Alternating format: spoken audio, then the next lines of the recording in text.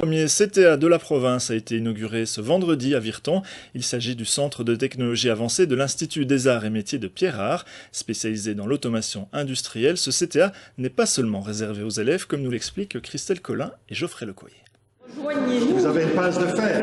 Oui, c'est une bonne passe. Ça va aller tout seul, vous allez voir. Allez-y, madame la ministre, ça va aller tout seul. Voilà. C'est avec une grosse pince que la ministre en charge de l'enseignement professionnel, Marie-Dominique Simonet, a inauguré le centre de technologie avancée de l'Institut Pierre-Art à Virton.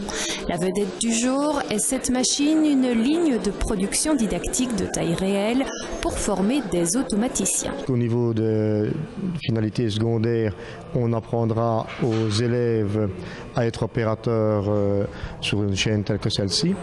Et par ailleurs, on permettra également aux bachelors et aux ingénieurs, puisque ici nous avons également un département ingénieur industriel, de venir apprendre à modifier tous les paramètres pour que cette chaîne fonctionne différemment suivant la rapidité, le type de produit utilisé.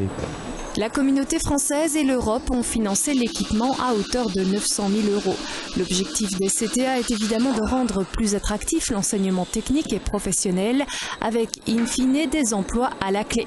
Les CTA sont une émanation du plan Marshall. La province en comptera d'ici 2013 deux de plus, l'un à Marche et l'autre à Libramont.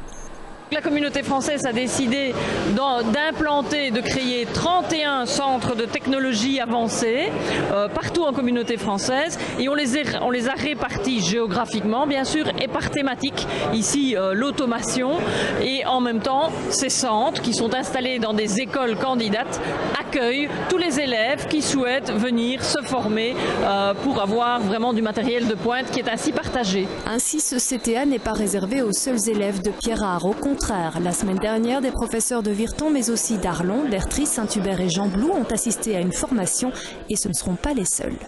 C'est un interréseau bien entendu, mais c'est ouvert également aux demandeurs d'emploi, c'est ouvert également aux entreprises et nous collaborons beaucoup avec elles, soit par l'intermédiaire de stages, soit par des formations ponctuelles que l'école assure vis-à-vis des entreprises.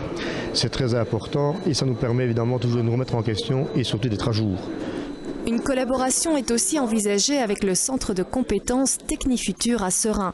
Un campus virtuel entre Liège et Luxembourg s'est d'ailleurs créé pour établir un planning de formation commun. Le CTA de Virton est installé dans un nouveau bâtiment chauffé par géothermie, panneaux solaires et pompes à chaleur. Un investissement d'1 million € qui permet aussi d'accueillir des élèves en électronique automobile et les futurs maçons du CEFA qui sont aussi très contents de disposer de nouveaux locaux.